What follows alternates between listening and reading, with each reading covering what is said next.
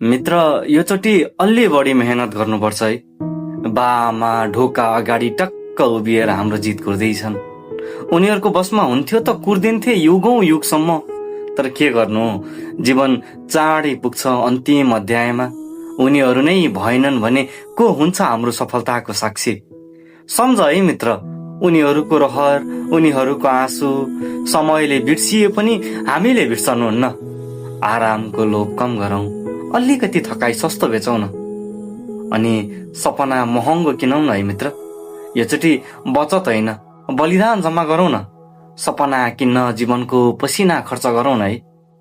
किनकि यो सपना हो यार, हाम्रो मात्र होइन नि, उनीहरूको पनि हो, जो सपना देख्न सक्दैनन् तर हाम्रै आँखाबाट देखे जस्तै गर्छन्। योचोटि अलि बढी मेहनत गर्नुपर्छ है। त्यसैले मित्र, पछाडि फर्कने बाटो नहेरौँ है। हेर्दै हेर्नुहुन्न, अगाडि हिँड्ने हिम्मत बनाइराखौँ।